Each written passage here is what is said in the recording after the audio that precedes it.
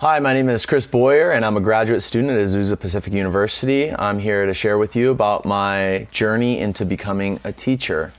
And I have chosen to become a teacher because I feel it's a way that I can give back to the community, give back to the world. I feel that God has allowed me to experience things in life that I would like to be able to share with other people and be able to pour out into others what has been poured into me.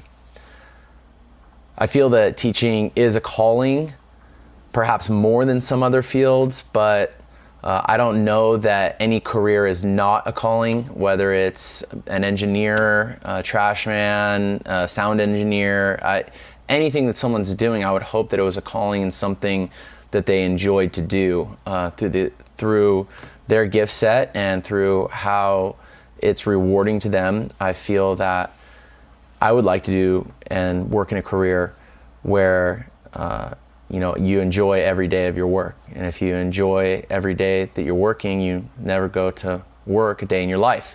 So I really want to enjoy what I do, and I feel that I enjoy teaching.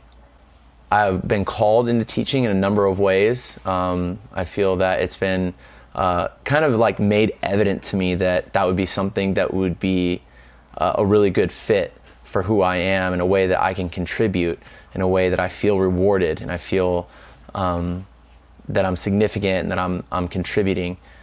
But primarily, I think I just find it fun. I find it fun to interact. And working in my first career as a Christian minister, I felt that I was doing the same thing. I was interacting and giving back. And in my athletic career and all the athletic endeavors that I've had in my life, I've felt that it's something where I've just really enjoyed to be with other people and to engage in relationships, engage and be part of a social network and a social culture. And so, and I like to learn. I like to dig in. So I feel like, whatever I can learn, if I could share it with someone else, it's a beautiful thing to be able to give to others and kind of break things down that you're able to understand. Teaching is a part of my journey and connection to community because I believe that we are social by design. We are pack animals, that God has designed us to be in human connections and in a network. I find that in teaching, I am playing a significant role in our community, and I feel that I am connecting with other people socially. And so I feel that I really enjoy to be with other people and to give back. And so that really contributes to my wholeness, and that really contributes to my particular sense of purpose and mission in my life. So resiliency is defined in such a way where, like stretching a rubber band out, when you let go of it, it goes back to its original shape, and that's resilience. To be able to get up after getting knocked down would be something I would think of as resiliency, like a quote from Rocky where he said, "It's not how hard you can hit, but how hard you can get hit and get back up and keep fighting." In that concept of resiliency and being able to get back up, I have had to be resilient in various stages of my life, but in particular, when I transitioned out of working in Christian ministry, that was maybe the hardest time that I had ever gone through in my life. I mean, with the exception of a few moments in my life where something difficult happened, like with my wife's health when we had our kids, which that was a short-lived moment. I feel that I had to be more resilient in coming out of Christian ministry than any other time in my life. And that was a big change for me. I had a family to take care of. I had 3 children at the time. I had my wife depending on me, and I didn't have a plan B for my career. And so that was the hardest thing that I had ever experienced at that point in my life. And the thing that really carried me through that difficult time was, number one, my faith in God. And I believe in God's power, and I believe in the supernatural God. So because of that, I understand that He's in control. And there are sometimes shipwrecks and snake bites, like the ones that we see in the Bible, that may not be able to be explained. Sometimes they end up with tragic circumstances, and sometimes they end up with resurrections, like Jesus or Lazarus, or something good happens as a result of it. But I do believe that God is always at work for the good of those who love him. So as a result of that, I believe that whatever may come about in my life, that God has a big plan, and I'm just a brick in the building. I'm just playing a part in a much bigger thing that's happening around me. And so there's this passage that I feel that applies to that mindset of just like focusing on the positive, and it's in Philippians 4:8, and it talks about just focusing your mind on whatever is positive, whatever is noble, whatever is pure, whatever is trustworthy. Think about such things.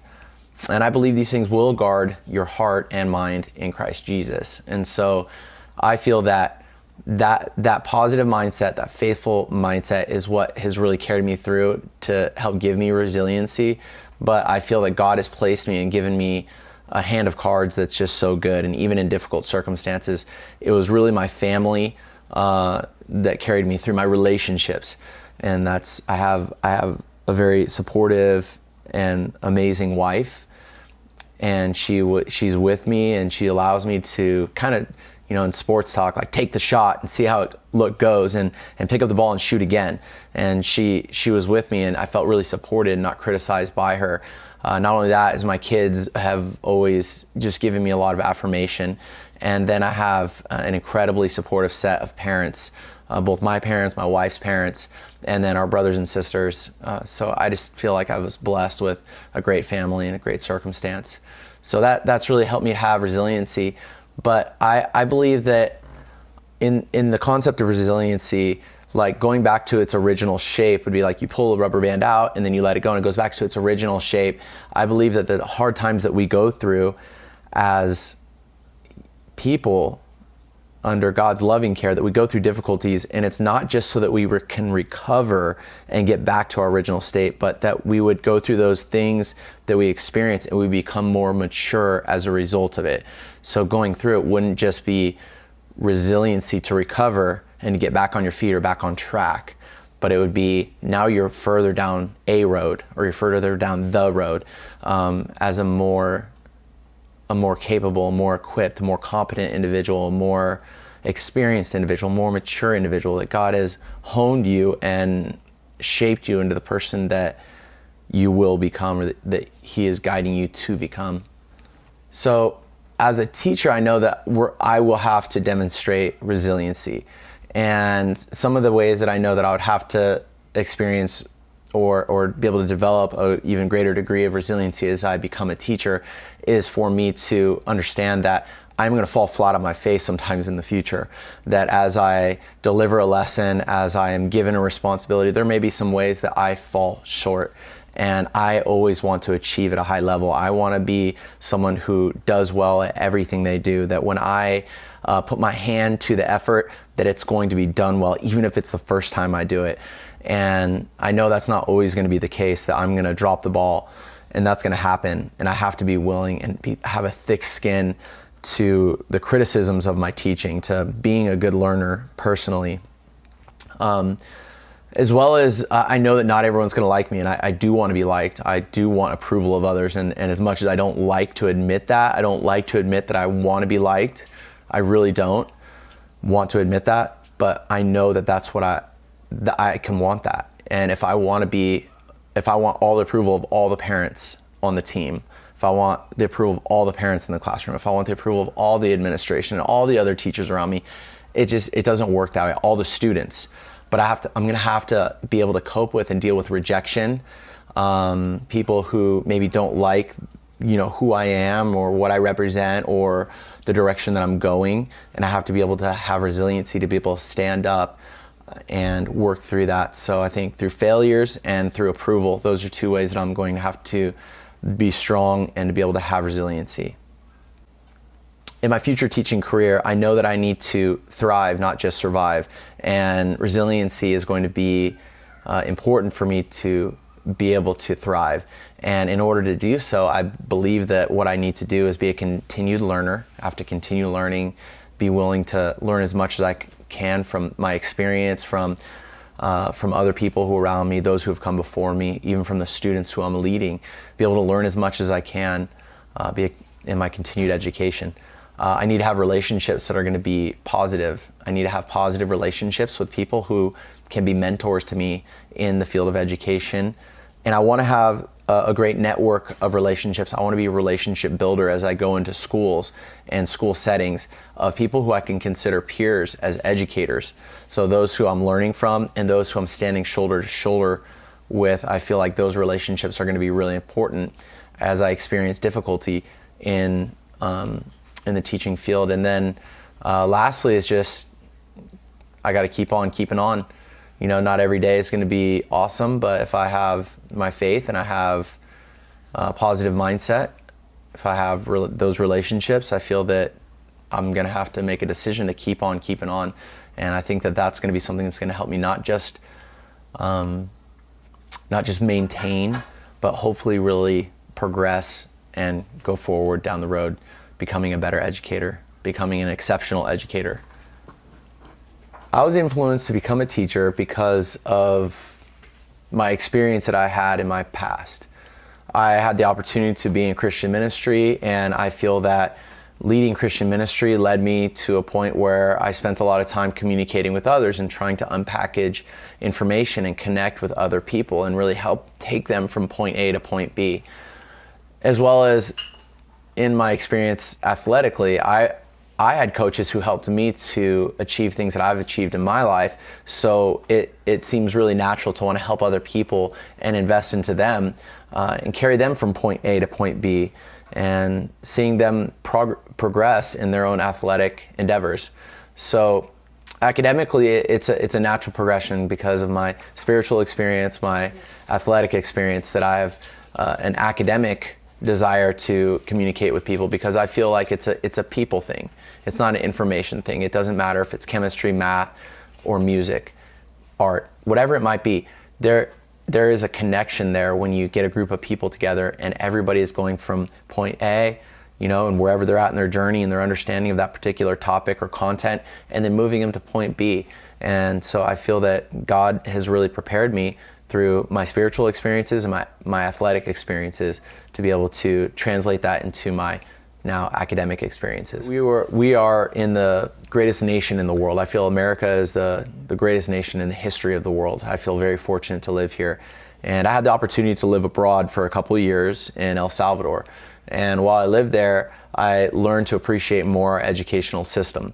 And there's socioeconomic differences that really play a part in people's opportunities and in their lives. And so I would like to do whatever I can to help people to, you know, follow that American dream of being able to do anything and to have every opportunity. And I would really like to help people who are less fortunate to be able to find ways to create the means of achieving their dreams. So in my educational philosophy, I had a fantastic upbringing from my kindergarten to 12th grade. All my schools were within, you know, a half a mile or a quarter mile of each other. It was like my elementary school, where the first day I went to kindergarten was just up the road from my junior high, and that was literally across the street and up the road from my high school. And so K to 12, I went to, you know, and I had the opportunity of really a lot of consistency there in the educational system. And I had a lot of amenities available to me, things that aren't available. I feel like, you know, I had a great education growing up, and I can't say that I did my best at the time of taking advantage of it. And I think that is something that drives my educational philosophy, is I know there's kids in the room that are not taking every opportunity. They're not utilizing the opportunity to be in that classroom.